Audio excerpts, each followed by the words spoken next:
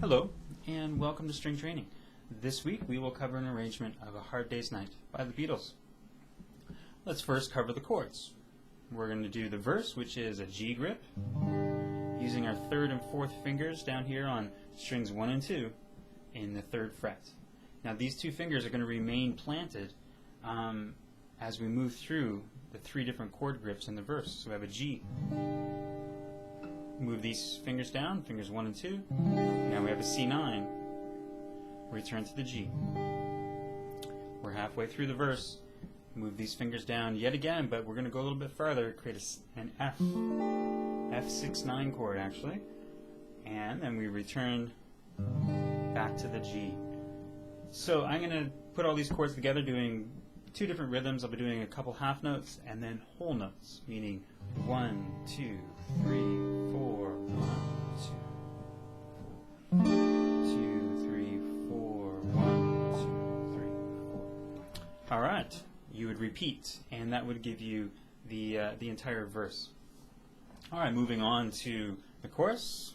We have a C and a D, concluding with our G, C9, G. All right, and that gives us the verse and the chorus. Not really too much going on here with the harmony. It's fairly straightforward, but it's still a great tune. Moving on to the bridge, where we're going to use a bar chord, a B minor. That's our 2nd fret bar, 2nd string with my 2nd finger in the 3rd fret. Come over, get your 4th and your 3rd finger. E minor, back to B minor. That's half of our bridge. I'm going to play that again. So it's 1, 2, 3, 4, 2, 3, 4. You get the idea? The second half, we move on and we do our G, E minor, C, and D. And that's our bridge. I guess that has a lot more chords than our verse and our chorus. I'm going to put the entire thing together, just right from beginning to end, meaning verse, chorus, straight into the bridge. Here's your verse.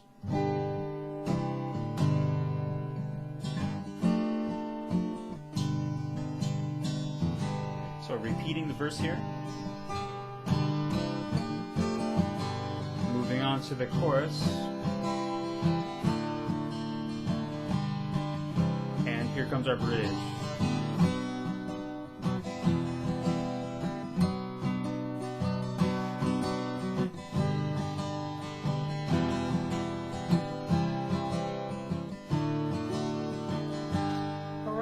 It's all repetition from there. There's a few more verses and chorus, and there is a guitar solo which plays over pretty much exactly what our verse chords are. Alright, so now moving on to doing some fingerstyle, and back to our chords for the verse. Now because of the vocal melody and where those notes land on our guitar, I've chosen different grips of those chords.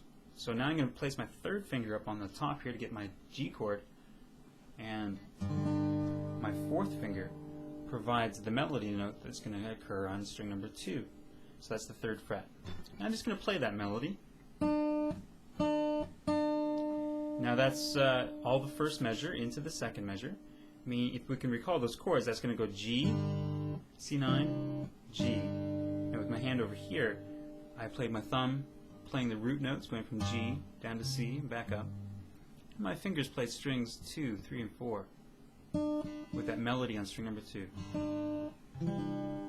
So we're not really doing the fingerstyle yet, just presenting the melody. Bringing my 2nd finger in to get the 2nd fret on string number 2. Go 2nd, 3rd fret, 1st fret. 2nd finger, 4th, and 1st finger. That gets us to measure number 3, where we're down to this F 6-9 chord. Well, there's actually no 9th anymore because we're not going to play the G, but melody here on string number 2 and 1.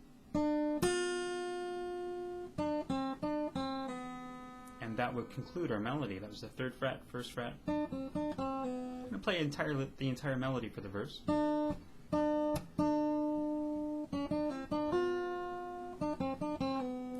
and then we repeat. Now placing the chords along with that. So I'm going to present to you the finger style, traditional thumb alternating between strings. 6 and 4 for the G chord. We move on to the C9 chord, alternated with string 5 and 4.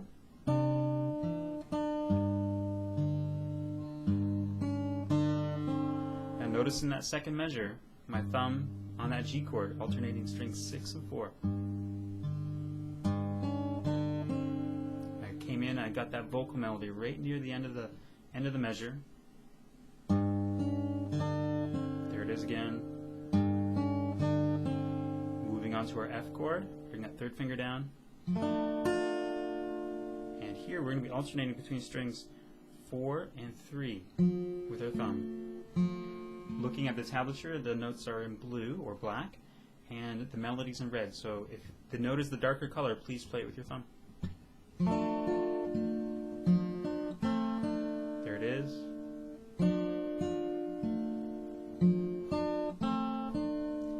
Concluding. Try to take note of where the pulls occur as well, because they can aid in playing this a little faster. And they may seem more challenging at first, but don't allow that to slow you down. Just really do practice that pull technique, almost like you're plucking the string, and you'll get a better tone, kind of pulling down on the string. All right, moving on to the chorus, where we're playing the C and the D chord. Now this is challenging because there's a lot of work with our fourth finger to get us those melodies. For example, moving into the chorus, we have a couple notes. 2nd fret, 3rd fret, 4th fret on string number 2. Now because I'm holding the G on the top with my 2nd finger, 1st, 3rd, and 4th finger play the melody. And then here comes our melody over the C chord. We got the fingering. Now I'm going to be holding pretty much a C grip here, so a lot of this is my 4th finger sliding around. That's open string, 4th, 3rd, and 1st fret on string 2. Walk back up. There's that 4th fret again. A lot of chromatic notes here. And moving into the conclusion of the chorus. Now before we get there, let's cover what happens on the C chord with the thumb alternating strings 5 and 4. And here's our melody. We have challenging because of all that work with that 4th finger. Moving on to the D, here I'm gripping the D with an odd formation, having my 2nd finger on string number 3, 1st finger down here. We're usually like this. I flipped them around so that my 1st finger could allow me to go, reaching back to get that F natural there.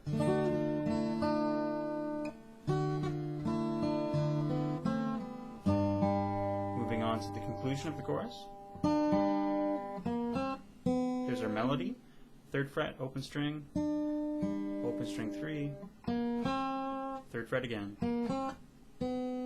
Now that's all worked around a G and a C chord, so we have G. Notice my alternating thumb here. That's just the C9, or not a C9, but a C7 chord. You get the idea? Moving on, we enter the bridge, which is pretty straightforward. Now, in the tablature, there's a B minor chord represented, which is the 2nd and 4th fret, so there's no melody played at this point, so I just presented to you what's happening with the thumb. Now often I will fill in the sound there,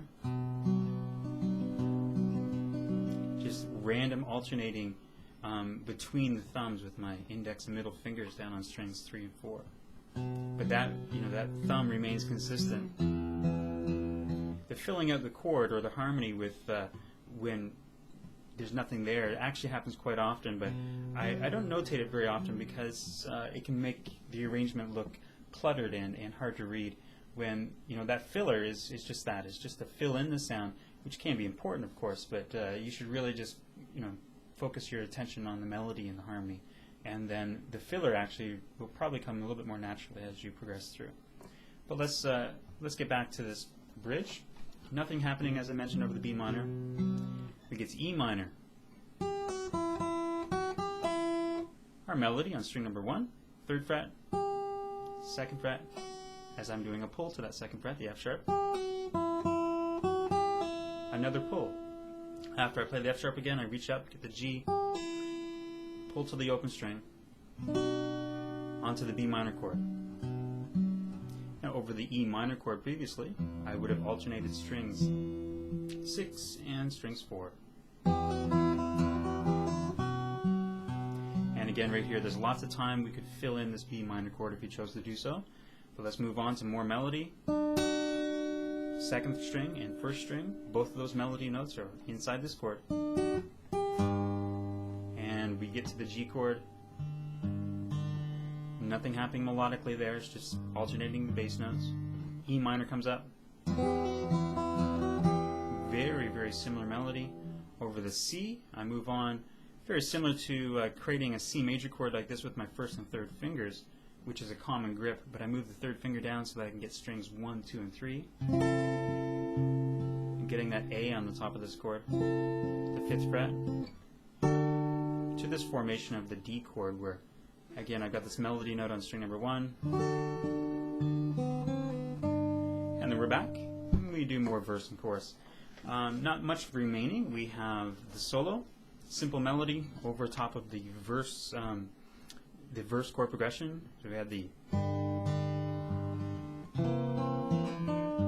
That's pretty much just chord tones, really. We have the G, the C7, those melody notes. That's the C7 here. To the G, those notes are right inside this chord. Now this is a challenging part where we're playing the F, the smaller F formation, and hammering from the 1st fret to the 3rd fret with our 4th finger. I play the root note with my thumb. Very fast hammers. Make sure you alternate here with your index and middle. And then concluding with a pull.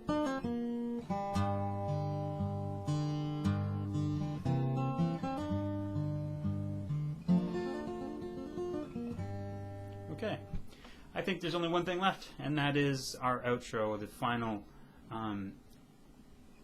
arpeggios over the F chord here. So it's pretty much an F 1st position bar chord, but I'm never going to play these 2 notes with my 3rd and 4th fingers, so I'm not going to bother fretting them. But am going to use my 4th finger down here to grab this G on string number 1.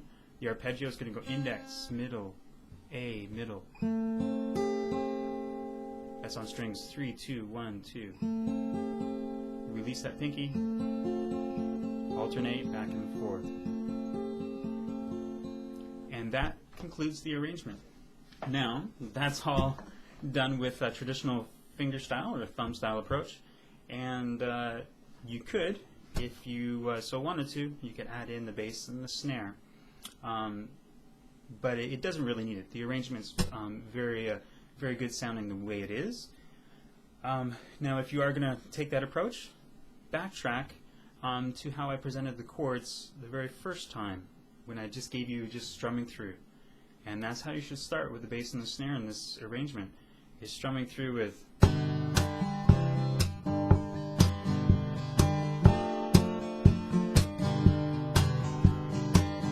and I've discussed this technique previously in other lessons where I hit the bass drum with my wrist coming down. At the same time I'm strumming with, in this particular arrangement, with my index finger, and then I do an upstroke.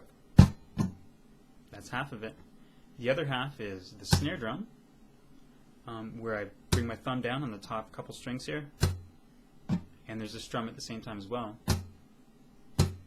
That was done with the index finger, and then the return with the index finger upstroke. So 4 parts. We have 1, 2, 3, 4, or bass, snare, I just alternate through that. For example, the first chord will be a G with our bass and our snare, and then the C9 is the same thing, bass and a snare. I went down and did the second measure where there's 2 bass drums, 2 snare drums. You get the idea. Good luck. Now my students are always interested in doing this, but it's going to take some time. So don't get frustrated with it, and just have some fun strumming chords and trying to get that beat rolling along, and then introduce it into your fingerstyle pieces. All right. Well, good luck, and I'll catch you next week. Thanks.